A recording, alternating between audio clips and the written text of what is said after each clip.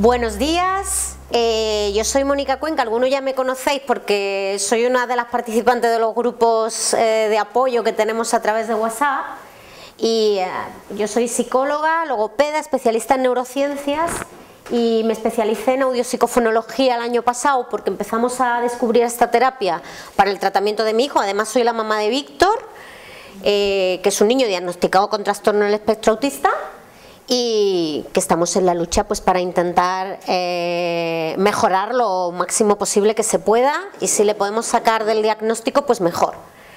Entonces el año pasado decidí hacer esta especialidad porque vimos, la verdad, vimos cambios gratamente sorprendentes a través de la música, utilizando la técnica Tomatis del doctor Alfred Tomatis, ¿vale? Entonces en la presentación va enfocada a que sepáis de dónde viene el sentido del oído, cómo se desarrolla a nivel embriológico y a nivel filogenético, y el por qué se desarrolla una técnica como Tomatis, que en principio surgió por allá por el siglo pasado, en el año 1960, básicamente para trabajar con personas que se dedicaban al canto, pero luego se ha descubierto que tiene una potencia brutal para estimular no solo el lenguaje, sino la comunicación, la empatía y el desarrollo de la conciencia social.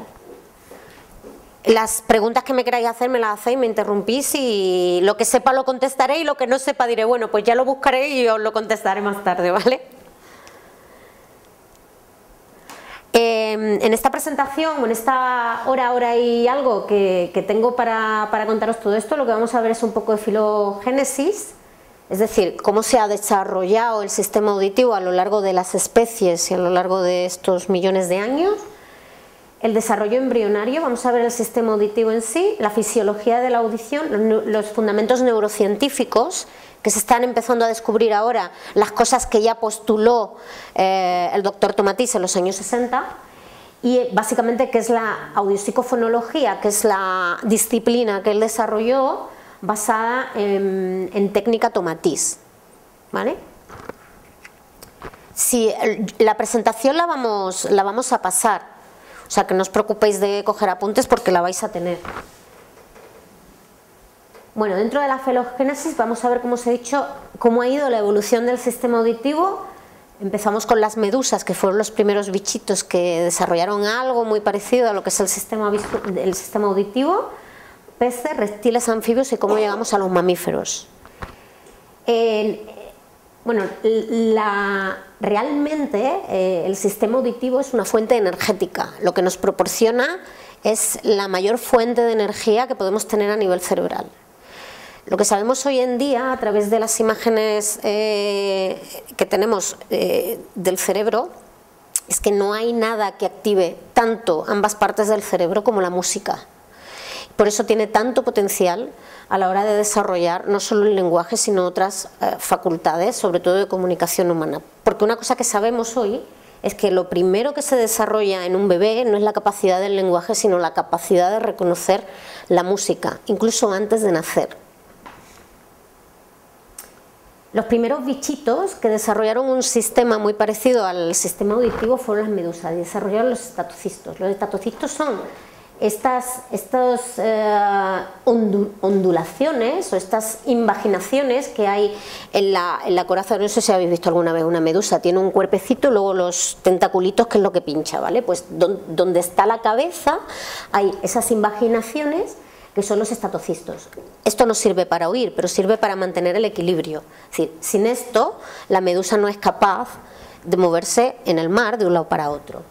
Para poder mantener la verticalidad y el equilibrio y poder moverse, una cosa que hacen las medusas es meter piedrecitas dentro de los estatocistos, porque así ellas son capaces de mantener el equilibrio. La primera función, entonces, que tuvo el sistema auditivo en su origen más primigenio no fue la audición en sí, sino mantener el equilibrio y hacer de órgano estabilizador del movimiento, ¿vale? O sea, como primera función importante aparece el oído para facilitar el movimiento. ¿Sí? Sin un buen control auditivo no somos capaces de desarrollar una buena psicomotricidad, y esto es muy importante.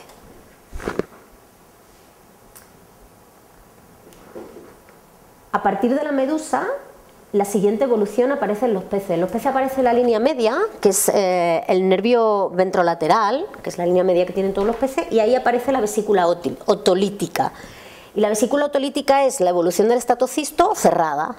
Es decir, el pez no necesita meter piedrecitas dentro del estatocisto para poder mantener la verticalidad, sino que tiene, nosotros también los tenemos en nuestros oídos, son unas piedras de carbonato de calcio que hacen que el líquido endolínfico nos ayuda a mantener el equilibrio y a saber dónde estamos en cada momento con respecto al resto del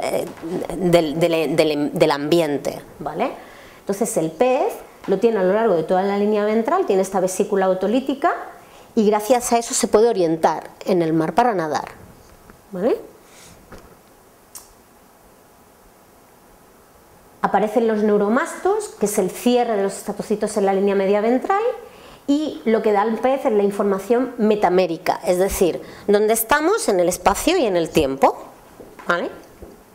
Son los primeros que tienen orientación, porque la medusa realmente no se orienta, se desplaza, ¿vale? Pero la primera aparición de orientación espaciotemporal aparece con los peces. Una especie de pez muy evolucionada, con una vesícula otolítica muy bien instaurada, es el ejemplo del tiburón, ¿vale? Tiene el oído conectado en la línea lateral, como hemos dicho. Ellos están muy especializados en las bajas frecuencias. El sexto sentido son las ampollas de Lorenzini, ¿vale? Que es lo que les da la capacidad de, como buen depredador, de localizar a sus presas. Emiten una serie de ultrasonidos que les permiten localizar qué objetos o qué otros animales tienen alrededor. Entonces les permiten captar impulsos eléctricos en el agua, que son las emitidas por la presa para poder atacar, ¿vale? Es una evolución de la vesícula otolítica para convertirla en el primer depredador. La evolución a través de los peces hasta los reptiles y los anfibios con la aparición del utrículo y el sáculo. Esto ya lo tenemos nosotros, ¿vale? Es cuando empieza a aparecer, digamos, el oído para poder oír, porque los peces no oyen tampoco, ¿vale? En los reptiles y en los anfibios sí aparece la evolución, no oyen como nosotros, pero sí son capaces de captar vibraciones, porque el oído no funciona en primer lugar por vía aérea, lo que funciona es por vía ósea, y eso explica por qué un sordo es capaz de captar la música antes de poder tener implantes cocleares, ¿vale? Porque la transmisión del sonido primero aparece por vía ósea y nosotros lo seguimos manteniendo, ¿vale? Nuestra principal fuente de información auditiva no es la vía aérea, no es el sonido en el ambiente, sino el sonido a través de vibración, ¿vale? Aparece el utrículo y el sáculo, se empiezan a diferenciar los huesos de la mandíbula y el oído, ¿vale? La colunela, que es lo que permite la transmisión del oído por vibración siempre al oído interno. El laberinto óseo, el laberinto membranoso y el tímpano, es decir, se empieza a diferenciar lo que luego conocemos en el oído mamífero. En algunos reptiles muy evolucionados empieza a aparecer el primer tímpano, los primeros indicios de tímpano, que son el tímpano es lo que separa el oído externo del oído medio, ¿vale? Y lo que permite empezar a transmitir por vía vibratoria el sonido hacia el oído interno para luego llegar al cerebro. Y lo que cambia del oído del reptil al mamífero es la verticalidad, ¿vale? La evolución que hace el oído es lo que nos permite estar en posición vertical, y eso nos lo dan los canales semicirculares, es decir, el oído interno.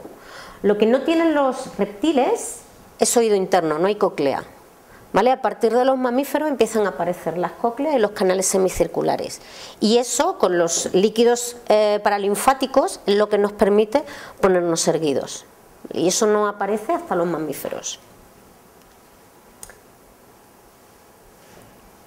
Y este es el rango de frecuencias que pueden captar algunos animales entre mínimo y máximo. El elefante puede captar desde un hercio medido en hercios, desde un hercio hasta 20.000. El hombre oye entre 20 y 20.000 hercios, ¿vale? No somos capaces de captar frecuencias ni por debajo de los 20 ni por encima de los 20.000. la vaca entre los 23 y 35.000 hercios, el murciélago entre los 2.000 y 110.000 hercios. Hay animales, a partir del perro sobre todo, que son capaces de captar frecuencias muy altas, ¿vale? Y son muy sensibles a los ultrasonidos, que los llamamos. Cuando subimos a partir de los 40-45.000 hercios empezamos a hablar ya de ultrasonidos, ¿vale?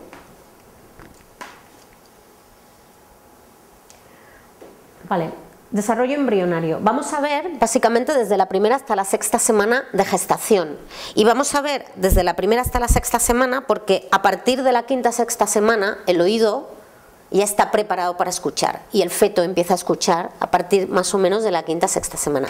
Junto con la piel es el único órgano que está completamente desarrollado antes de que nazcamos. Es decir, el bebé dentro de la barriga de la mamá es capaz de percibir oído, o sea, de percibir sonido y de percibir sensación kinestésica, ¿vale? A través de la piel.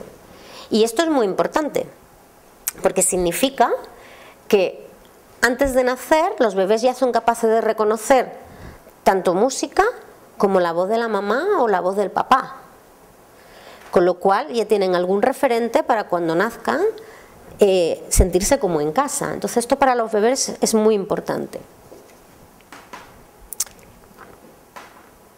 Esto seguro que las personas que han tenido hijos ya más o menos se lo saben o lo han visto alguna vez, porque nos lo cuentan en todas las clases de preparto, pero bueno, vemos un repaso rápido. El día 1, ¿qué ocurre? Pues que llega el espermatozoide, se encuentra con el óvulo, boom, se unen y se forma el cigoto, ¿vale?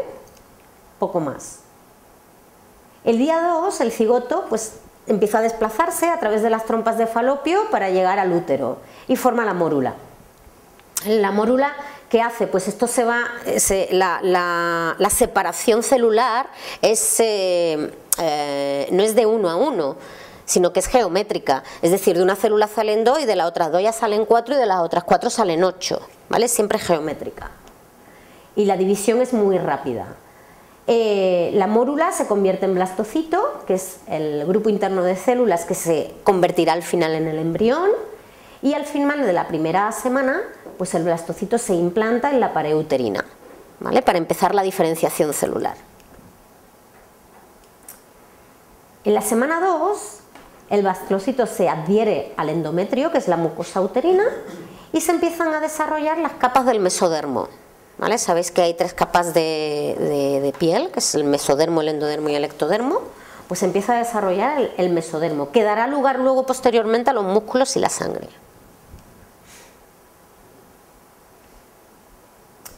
El embrión entra en un periodo de gastrulación durante el cual se van formando las 3 capas principales: el ectodermo, que origina la dermis, el mesodermo, que da lugar a los músculos y la sangre, y el endodermo, que da lugar al sistema digestivo, pulmones y tiroides. Y comienza el desarrollo del tracto gastrointestinal y de la médula espinal.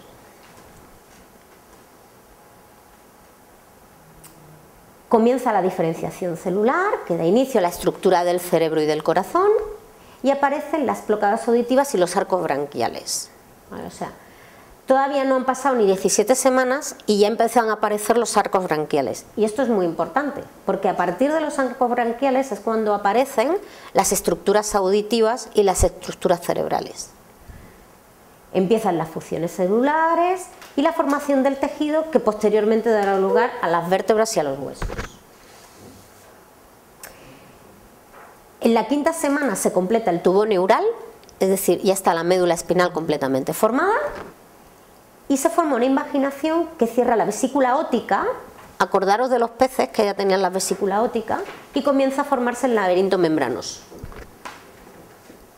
El desarrollo, cada arco, los arcos branquiales, como veis, son 5 en total, estos 4 y el quinto gordo que está aquí, se van desarrollando y cada uno de ellos da lugar a una serie de cartílagos, músculos, arterias y nervios.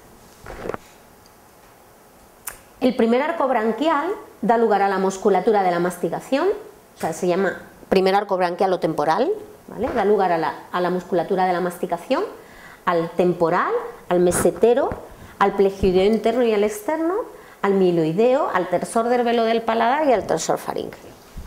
A nivel óseo da lugar a los cartílagos de Meckel, que da lugar al yunque, al martillo, al maxilar inferior y al ligamento enteromandibular, ¿vale? Y a nivel de nervio lo que hace es ramificar la rama maxilar interior del trigémino.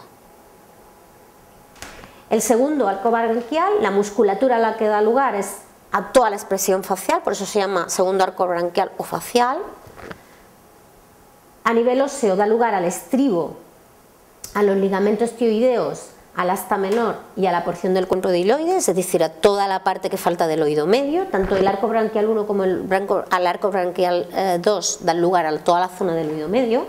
Y a nivel del nervio desarrolla el séptimo par craneal o nervio facial. El tercer arco branquial da lugar a la musculatura de la zona faríngea. A nivel óseo desarrolla toda la porción interior del cuerpo y hasta del hilioides, y aparece el nervio glosofaríngeo. Y el quinto arco branquial da lugar a la musculatura del cricotoideo, a nivel óseo a toda los cartílagos laríngeos y tiroides, y aparece el nervio vago, que como veréis después es uno de los nervios más importantes y, a pesar de llamarse vago, más activos que tenemos en el cuerpo. Porque gracias al nervio vago somos capaces de comunicarnos con los demás, de que aparezca lenguaje y de que aparezca socialización. Si el nervio vago no es capaz de mielinizarse bien en toda la etapa de gestación, aparecen luego comportamientos autísticos, ¿vale? A partir de aquí empieza ya a aparecer el cerebro con las vesículas, los canales semicirculares, que es el oído interno. A partir de la quinta semana empieza a aparecer ya el oído interno. Se forman los cartílagos para dar lugar al hueso temporal, ¿vale? En la semana 6 ya aparece completamente formado el oído interno, con el sáculo, con el conducto coclear, el utrículo, los canales semicirculares y los conductos endolinfáticos.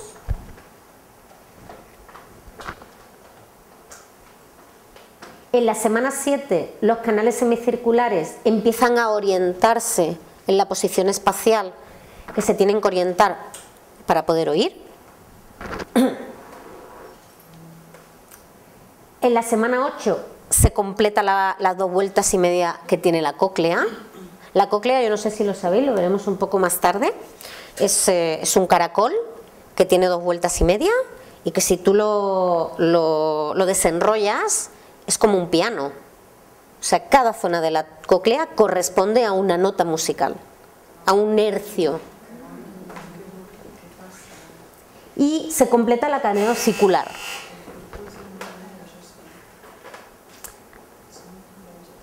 Resumiendo mucho, si veis, bueno, la semana 1 vemos que está el blastómero, que esto ya lo hemos visto. En la 2 se forma la parte mesodérmica.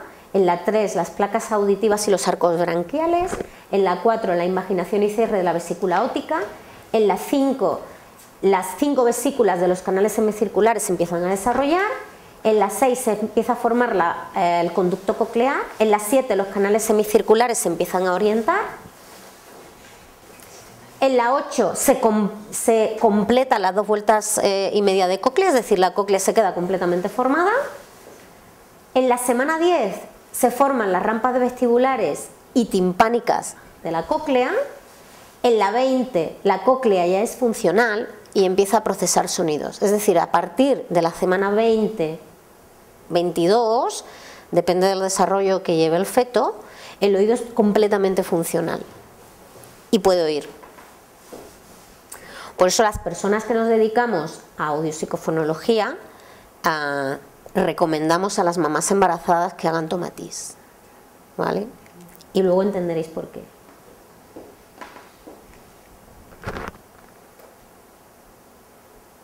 Uy. Ahora. Yo siento que sea esto tan técnico, de verdad. Lo siento mucho, pero la audiopsicofonología es tremendamente técnica. El sistema auditivo. Dentro del sistema auditivo vamos a ver el oído externo, el oído medio, el oído interno, por supuesto, y el sistema vestibular, ¿vale? realmente una de las principales funciones que tiene el oído, aparte de oír, porque podemos oír con cualquier otra parte del cuerpo, porque la transmisión del sonido, ya os he dicho que es por vía ósea más que por vía aérea, es su función vestibular, ¿vale? Que esto va a dar lugar a todo el sistema psicomotor y a todo el desarrollo psicomotor posterior.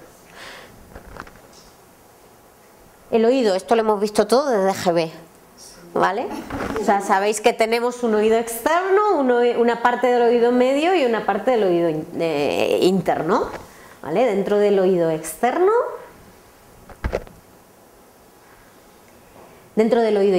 que nunca se le había dado, o sea, no sé si os acordáis, cuando estudiábamos el oído, nadie le prestaba atención al pabellón auditivo.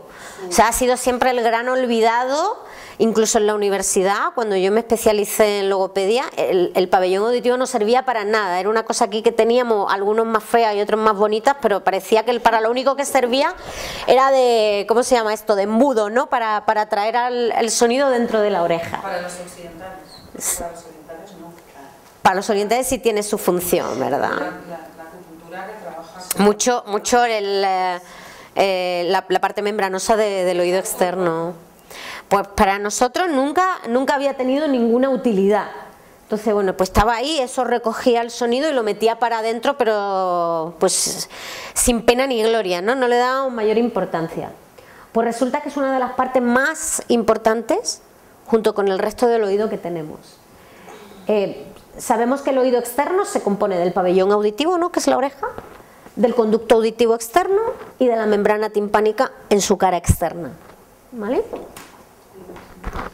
Bueno, anatómicamente el pabellón auditivo pues tiene la parte del lóbulo de la oreja, el hélice de la fosa triangular, es decir, tiene sus partes bien delimitadas.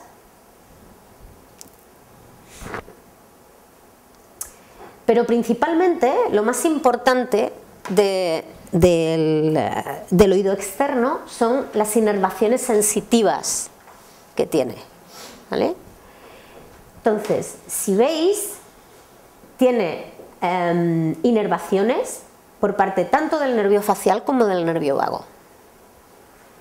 Por eso es tan importante hacer una estimulación auditiva, porque el nervio vago se estimula con información musical, ¿vale? Conseguimos que se mielinice gracias a la música, y lo vamos a ver luego. Pues si veis, en la parte superior tenemos inervaciones del nervio occipital menor, del nervio auricular mayor, del plexo cervical y de la rama auriculotemporal del nervio mandibular, ¿vale? Es decir, recibe información tanto a nivel cerebral, de las inervaciones nerviosas cerebrales, como de la parte mandibular. Y a nivel profundo, del nervio facial, del séptimo paro craneal, y del nervio vago, que es el décimo paro craneal.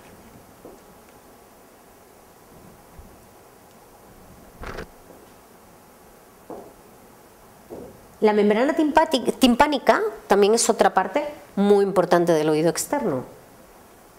No solo por su función vibratoria, sino también por las inervaciones que recibe. Y recibe inervaciones del nervio auriculotemporal y de la rama de división mandibular del trigémino. Eso por la cara externa. Y por la cara interna, otra vez del nervio vago, por algunas ramas del nervio glosofaríngeo, es decir, ramificaciones del nervio glosofaríngeo que llegan a ella, y también por ramificaciones del nervio facial. Por eso se explica que cuando hay una parálisis facial por algún accidente cerebrovascular, la persona de ese lado deja de oír, ¿vale? No es como se pensaba antiguamente porque se paralice el movimiento del tímpano. El tímpano no se mueve per se, el tímpano se mueve como un tambor. O sea, la membrana timpánica es como un tambor. Tú coges un tambor y si le presionas se mueve. Pues al tímpano igual, solo que en vez de presionar con la mano, presiona el sonido que le llega, ¿vale? Pero por sí no tiene ningún tipo de movimiento. No es músculo, es simplemente membrana. Y aquí tenéis todas las inervaciones del oído externo, porque no solo el pabellón auditivo y el tímpano reciben inervaciones, también el conducto auditivo. Y recibe inervaciones otra vez del trigémino, del facial y del décimo par craneal, es decir, del nervio vago. Aquí se ve muy bien, porque como viene por dibujitos, ¿vale? O sea, si veis el plexo cervical, la parte de abajo, está inervado también por el décimo par craneal, que es el vago, el trigémino inerva arriba y el facial a toda la parte central del pabellón auditivo. Y también dividido en 3 porciones a nivel del canal auditivo externo. ¿Vale? Y esto es muy importante para las personas que hacemos trabajo con terapias técnica Tomatis. ¿Vale? Porque realmente cuando tú trabajas con Tomatis no solo estás transmitiendo música, sino que estás estimulando X terminaciones nerviosas. ¿Por la frecuencia que usas? Sí, por la frecuencia, y ahora veréis por qué. Y es porque cada parte, tanto del oído como del cráneo, transmite o facilita la transmisión de una serie de frecuencias determinadas, o sea, como que las magnifica, hacen como de altavoz para la transmisión de esas frecuencias. El oído en medio, esto sí que lo conocemos bastante bien porque se ha estudiado de toda la vida. Lo que sí creíamos, o se creía antes, es que la transmisión del sonido en el oído medio, bueno, sabéis que está compuesto por la cadena ossicular, que es el martillo más pegado a la membrana timpánica, el yunque y el estribo. El estribo se une a la ventana oval que va hacia el oído interno. Está compuesto por el tubo faringotimpánico, ¿vale? Que es el que conectaría con la nariz. Por eso nuestros niños, cuando se resfrían y son pequeñitos, van a otitis, porque están conectados los dos conductos. Ventana oval, que es donde se fija la cadena ossicular por detrás para dar lugar al oído interno. Y la ventana redonda, que también comunica el oído medio con el oído interno, ¿vale? La ventana oval estaría aquí y la ventana redonda estaría aquí, y harían como de ¿cómo se llama esto? Como de compuerta, ¿vale? De bisagra, efectivamente. Luego ya a partir de ventana redonda y de ventana oval, pues tenemos todo el oído interno con la cóclea, los canales semicirculares y el nervio auditivo que se forma, ¿vale?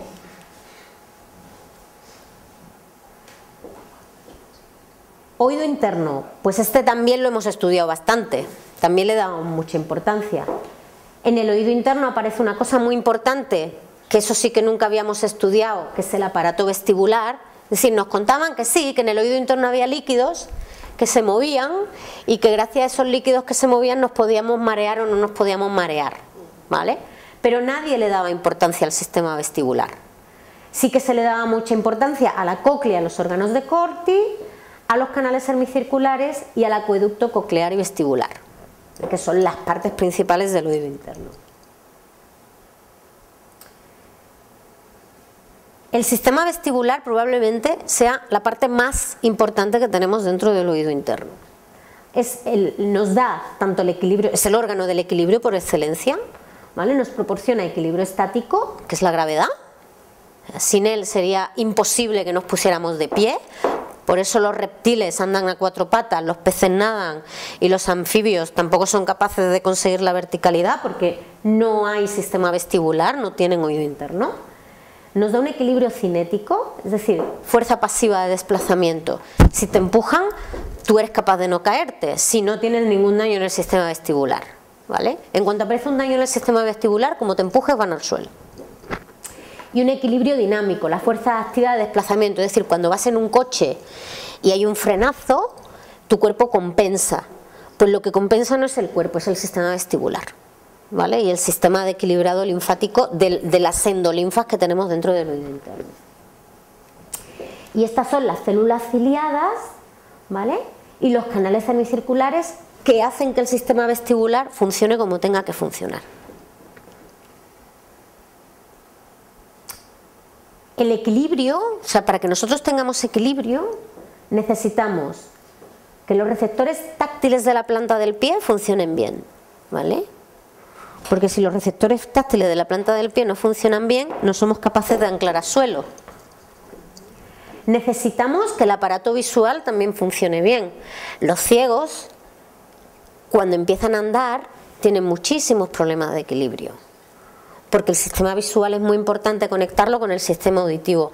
Los nenes autistas también tienen muchos problemas de equilibrio al principio, porque cada sentido va por su lado y necesitamos que los sentidos estén integrados para poder desarrollar psicomotricidad y no marearnos. Entonces, por eso son tan torpes. O sea, se asocia como que tienen una psicomotricidad mala por torpeza, porque no sé, o sea, lo que te dicen los profesionales habitualmente es, no, claro, como no se estimulan, como no se relacionan, pues motrizmente son muy torpes. Pues no es por eso. O sea, son torpes motrizmente porque no tienen una integración entre sistema auditivo y sistema visual, ¿vale? Entonces es muy importante trabajar eso para que nuestros niños puedan ir al parque y jugar y tirarse de un tobogán, montarse en un columpio sin marearse, o poder dar volteretas en el suelo, porque si no conseguimos la integración de esos dos sistemas, ni se puede voltear, uno no se puede montar en un columpio porque se marea, o no le gustan las atracciones en los parques de atracciones, ¿vale? Son muy importantes los centros encefálicos, ¿vale? Toda la parte del encéfalo con todas sus estructuras que estén bien relacionadas y condicionadas tanto con el sistema auditivo como con el sistema visual. Es muy importante la corteza motora, los propioceptores cervicales, ¿vale? Por supuesto el aparato vestibular y el cerebeloso. El cerebelo, que es una parte del cerebro que tenemos sobre todo para el desarrollo motor, es fundamental que funcione bien, porque si no funciona bien y no está bien inervada y no está bien desarrollada, empiezan a aparecer ataxias cerebelosas, que es el problema que se ve en nuestros niños. O suelen ir así cuando empiezan a andar. Cuando veis a un bebé que va andando así, que empieza a andar, que ellos siempre van así, es porque el cerebelo todavía no está bien inervado. Entonces, como no está bien inervado, necesitan anclar superficie, y para poder tener equilibrio, pues tienes que abrir tu campo estático, ¿vale? Y es la manera de ellos de buscar equilibrio. En el momento en que inervas cerebelo, pues ya no te hace falta, ¿vale? Ya relajas toda la musculatura.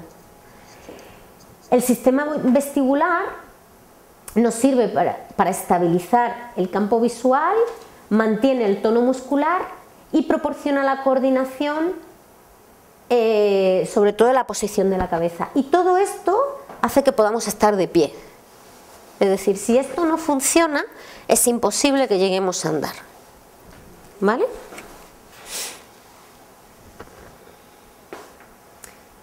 Vestíbulo óseo. Pues el vestíbulo óseo tiene una importante función inmunoprotectora, endocrina y linfática, porque vuelve a recibir inervación del nervio vago.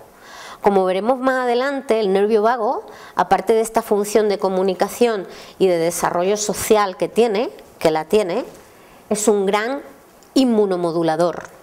Y si el nervio vago no funciona bien, el sistema inmune se va al garete y empiezan a aparecer todas las citis, las bronquitis, las otitis, las bronquiolitis y todas las infecciones empiezan a aparecer por ahí, por un mal funcionamiento del nervio vago, ¿vale?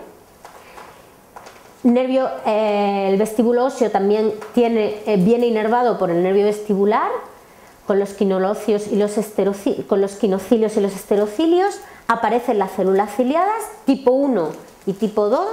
Las tipo 1 con un mayor número de esterocilios daría una respuesta mucho más rápida, y las tipo 2 con un menor número de esterocilios darían una respuesta más lenta.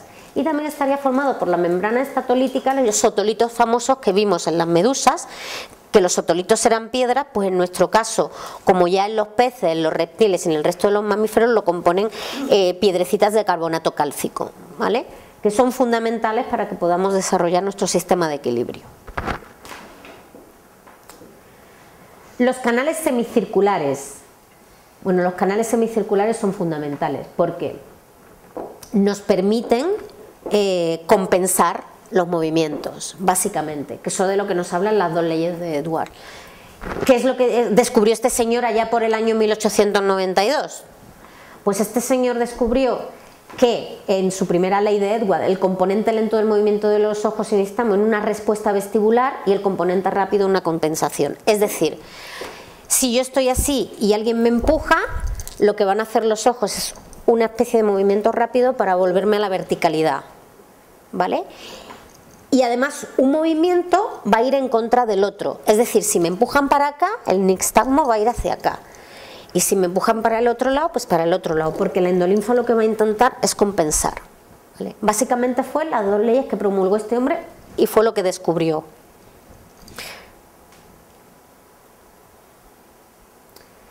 El órgano de Corti es lo que se conoce como cóclea, ¿vale? Es una parte muy importante de la cóclea. Está compuesta por las membranas de Reisner y basilar, la delimitan tres cámaras, que son la cámara vestibular, la timpánica y la intermedia del caracol membranoso, y está formado por el helicotrema, que es la rampa de comunicación entre la zona vestibular y la timpánica, ¿vale? La cara de la membrana basilar, ¿vale? Porque si recordáis está compuesta por la membrana de Reisner y la membrana basilar, pues la cara de la membrana basilar es la que queda hacia la escala media y está compuesta por células columnares de soporte y células sensoriales. Ahora las vamos a ver. Y formarían lo que se conoce como el órgano de Corti, ¿vale? Y la cara basilar queda hacia la escala timpánica, es decir, hacia adentro, en este caso hacia afuera, hacia el oído medio. Está formada por células epiteliales, ¿vale? Con lo cual, si os fijáis, tenemos tres tipos de célula que son las que compondrían la cóclea de células ciliadas. El órgano de Corti tiene una serie de células de sostén y las células ciliadas internas y externas, y las células de sostén, como veis allí que lo anclan, ¿vale?, al oído interno, serían células pilares, células falángicas, marginales de borde interno y marginales de borde externo, ¿vale? Fisiología de la audición. Bueno, con respecto a la anatomía no os voy a contar nada más y vamos a ver un poco de cómo funciona este entramado que es el oído y esta cosa tan complicada. Como os he dicho, la audición funciona a través de dos vías. Por un lado la vía aérea, ¿vale?, y por otro lado la vía ósea. La vía aérea es la transmisión mecánica del impulso sonoro, que es el sistema timpánico-oscicular, ¿vale? ¿Y cómo funciona? Pues como nos han explicado toda la vida, es decir, el sonido lleva al pabellón auditivo, ¿vale?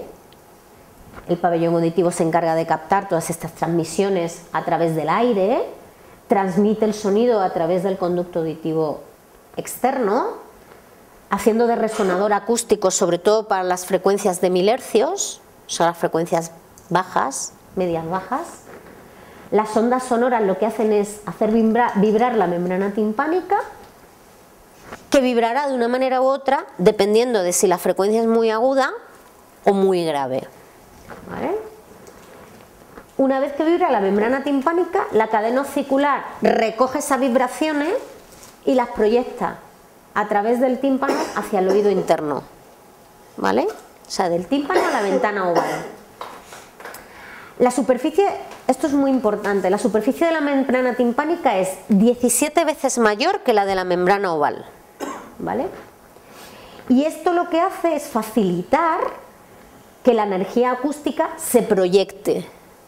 Si no fuera así, no podríamos proyectar el sonido hacia adentro, ¿vale?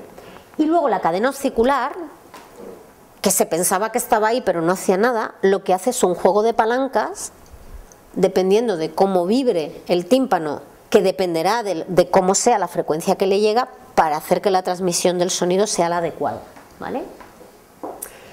Y esta acción de palanca lo que hace es aumentar acústicamente la información que llega hasta 26 decibelios.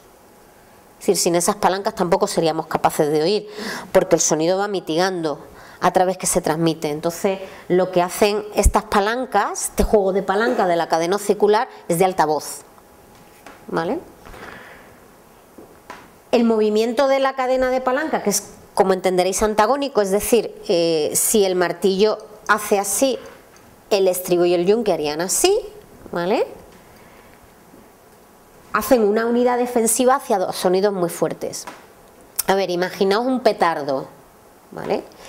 Si el movimiento de la cadena ocicular fuera como la ola que hace la gente en los estadios de fútbol, el oído reventaría, ¿vale? Porque vibraría mucho el tímpano, como además es muchísimo más grande que la ventana oval, transmitiría toda esa vibración, lo que provocaría que el oído reventara. El mecanismo de defensa que tenemos es que el movimiento de palanca sea antagónico, es decir, que mientras el martillo va hacia un lado, el yunque y el estribo van hacia otro, ¿vale? Y así amortiguo el sonido, de manera que la transmisión que hago siempre corresponde a 26 decibelios controlado del sonido que me llega, ¿vale?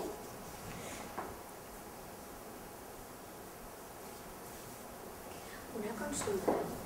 Entonces, cuando oído hablar, cuando se rompe el tímpano, ¿qué no puede producir esa ruptura?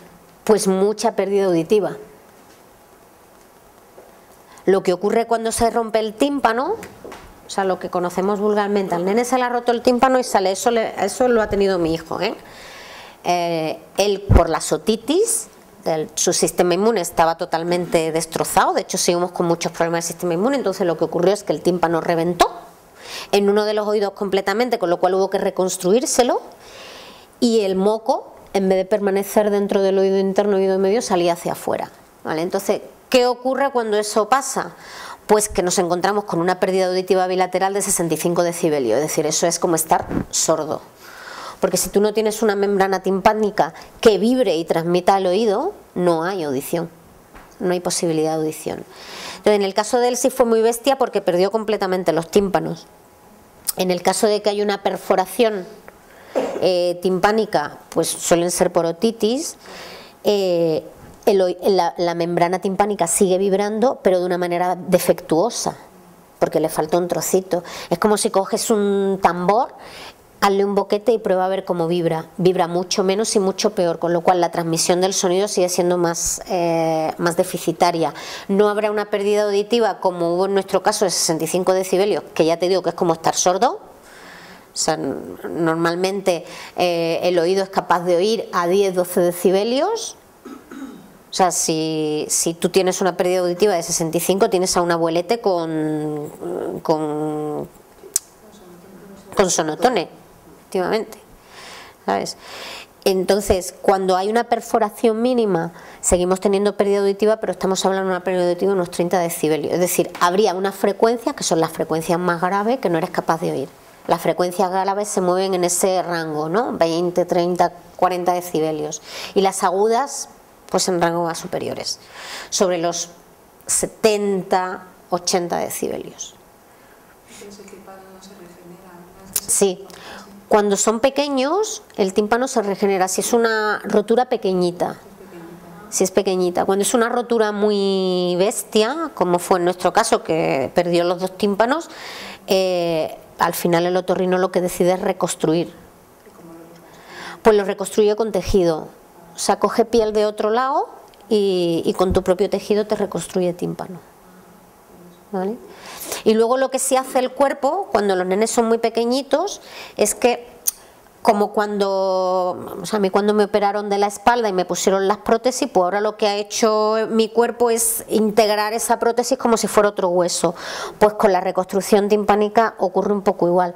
Tú utilizas un trocito de piel para hacer la reconstrucción y luego el cuerpo como que inerva eso para que termine pareciéndose a lo que antes era una membrana timpánica, ¿vale?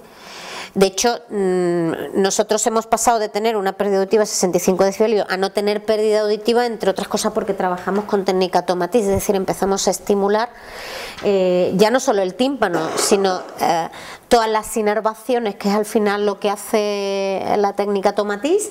O sea, trabajar con las inervaciones nerviosas para dar esa información al sistema, ¿eh? Porque al final todo esto no son más que impulsos electromagnéticos. Es decir, nosotros tenemos una parte muy mecánica, que es la que acabamos de ver, que es la que todo el mundo conocemos, y luego hay una transmisión electroquímica y nerviosa, que es la que realmente hace que funciones como funcionemos, ¿vale? Una vez que hemos hecho toda esta parte mecánica de transmisión, ¿alguna pregunta más? ¿No? Vale, pues una vez que hemos completado toda esta parte mecánica de transmisión del sonido que se produce entre oído externo, medio e interno, aparece la transmisión electroquímica del impulso sonoro. Y esto aparece ya en el órgano de Corti. ¿Vale? Y la señal pasa de ser mecánica, de una simple vibración, a convertirse en una señal nerviosa, que es la que pasa del órgano de Corti al cerebro, ¿vale? Y hace que podamos procesar los sonidos como luego los entendemos. ¿Vale? Porque tened en cuenta que cuando yo hablo como estoy hablando, a tu oído no le llega mi palabra, le llega una transmisión de la onda a través del aire. Pues eso luego hay que convertirlo, o el cerebro lo tiene que convertir para que me entendáis, ¿vale? Y entendáis el mensaje que estoy transmitiendo, y eso se hace a través de la transmisión electromagnética del impulso sonoro. ¿Vale? Transformar esa señal mecánica en una señal nerviosa que luego el cerebro es capaz de interpretar el lenguaje. ¿Vale? Y como os explicaba antes, si nosotros cogemos la cóclea, que la veis allí dibujada, y la estiráramos, es como un piano y corresponde exactamente a teclas de piano. Es decir, cada zonita de la cóclea está especializada en procesar una frecuencia de onda concreta, una nota musical, ¿vale? Sí, y eso se ve en muchos niños. Hay niños que tienen dislalias, que tienen muchas dislalias. La dislalia es cuando no son capaces de pronunciar una R, una T o una S, ¿vale? Pues lo que sabemos cuando hacemos una verbotonal es que son sordos a esa frecuencia en concreto, porque cada sonido que nosotros emitimos lo emitimos en una frecuencia. Las vocales tienen una frecuencia y las consonantes junto con la vocal, porque las consonantes por sí no suenan. Sí. Eso no suena, es un golpe de voz, es un golpe de aire, perdón, pero no suena. Pero si yo lo uno con la vocal, aparece el sonido. Si yo hago una G, las consonantes no suenan, ¿vale? Tienen sonido gracias a la unión de la vocal. Pues cuando yo lo uno en la vocal, eso genera una frecuencia en concreto, y eso es lo que la cóclea es capaz de percibir. Pues cuando un niño no es capaz, por ejemplo, en vez de decir casa, te dice tasa, es porque en ese momento, luego se puede reeducar, o sea, la gente que trabaja en logopedia, esto lo hace fenomenal, es que para esa frecuencia en concreto la cóclea es sorda. Entonces tienes que enseñar a la cóclea a oír esa frecuencia, y solo se le puede enseñar a la cóclea a oír esa frecuencia cuando el niño la oye de sí mismo. No hace falta que, o sea, no sirve con que yo le diga. Le tengo que enseñar cómo se coloca la lengua para que el sonido salga, y una vez que él lo oye, la cóclea toma conciencia del sonido, entonces ya es capaz de emitirlo. ¿Vale? De hecho, yo he resuelto dislalias en una sesión. Se pueden resolver en una sesión. Si consigues que coloque la lengua donde la tiene que colocar y el sonido salga y ellos lo oyen, de pronto dicen ¡hala! ¿Vale? Y toman conciencia porque la cóclea toma conciencia del sonido. ¿Vale? Y básicamente en eso consiste la transmisión electroquímica del impulso sonoro. Bueno, pues la ventana oval y la ventana redonda empiezan a moverse, empiezan a vibrar, y como consecuencia de ese movimiento, como consecuencia de esa vibración, aparecen los movimientos de los líquidos perilinfáticos, ¿vale? Y la estimulación del órgano de Corti. El órgano de Corti se empieza a desplazar, ¿vale? hacia las células ciliadas de la membrana tectórica, dando lugar a una corriente nerviosa que se traslada a través del octavo par craneal, que es el nervio auditivo, hacia las cortezas temporales, parietales y a las distintas áreas del lenguaje, pues Broca, Wernicke, la primera área de procesamiento auditivo, las zonas somatosensoriales, etcétera, etcétera, para que podamos captar nuestra frecuencia de audición, que está entre los 20 y los 20.000 hercios aproximadamente, ¿vale? En los tonos medios se localizan alrededor de los 3.000 hercios. Y poco más. ¿vale? De la audición poco más.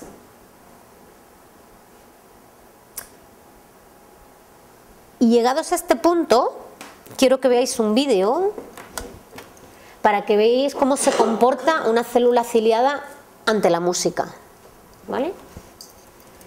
Y yo creo que con el vídeo lo vais a entender muy bien. ¿Qué es una célula ciliada? Las células ciliadas son las células que nos encontramos en el aparato de Corgi, en el oído interno, en la cóclea, ¿vale? Son una serie, son como unos pelillos, ¿vale? Así. Lo vais a ver ahora.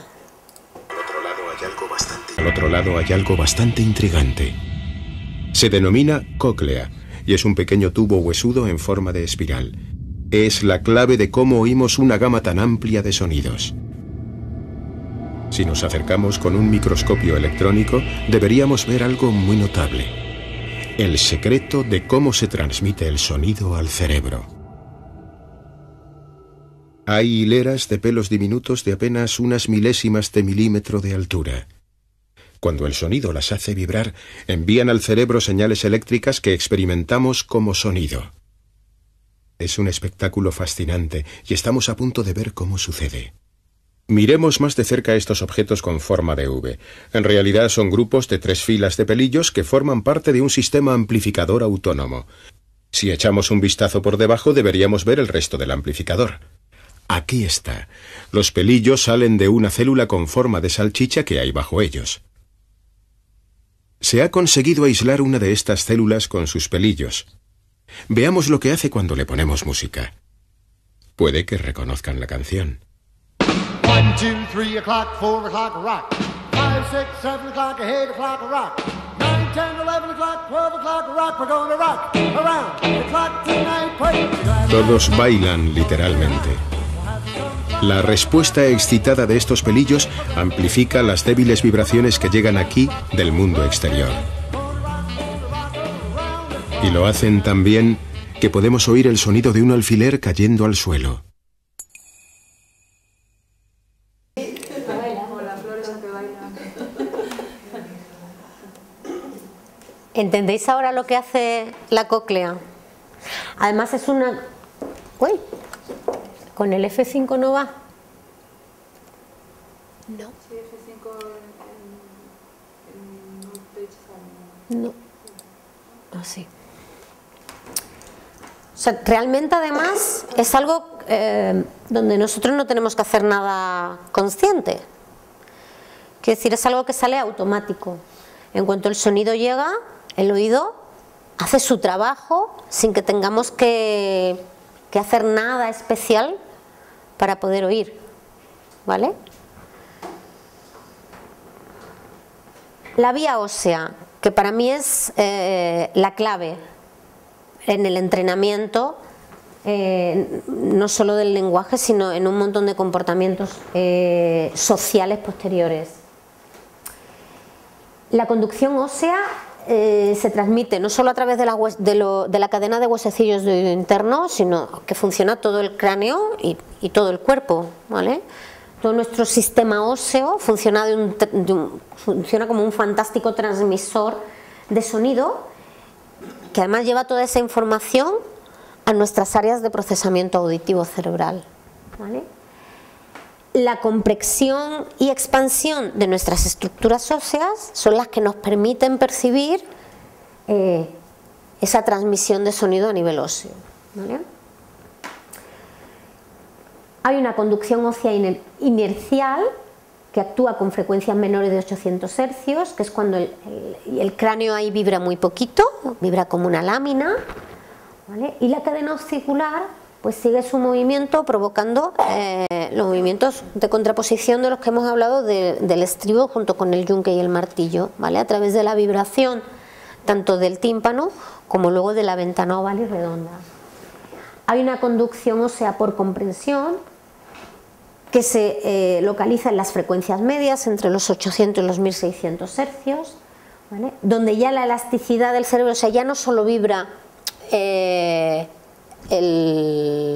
los huesos de la parte exterior del cerebro, sino que ya hay un movimiento de elasticidad dentro del cerebro, ¿vale? Las estructuras dentro del cerebro empiezan a vibrar, y la inercia de los huesecillos contribuyen a la conducción de frecuencias medias, mientras se van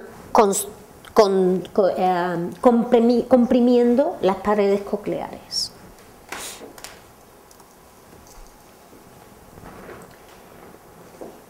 ¿Cuáles son los principales factores que contribuyen a la transmisión de la vía ósea? Pues el canal auditivo, ¿vale?, que lo que haría sería potenciar aquellas frecuencias entre 0,4 y 1,2 kHz, es decir, 400 y 1200 Hz. ¿Vale? La cadena de huesecillos, que potenciaría las frecuencias entre 1500 y 3500 Hz. Los fluidos cocleares, que también vibran, que potencian todas aquellas frecuencias sobre los 4000 Hz, quizás sea uno de los factores más importantes. La comprensión de las paredes cocleares, que se encarga de maximizar aquellos sonidos que están por encima de los 4000 Hz. Y el líquido cefalorraquídeo, que tiene poca influencia porque actúa por encima de los 8 o 9000 Hz, ¿vale?, que son sonidos ya que para nosotros son muy difíciles de percibir.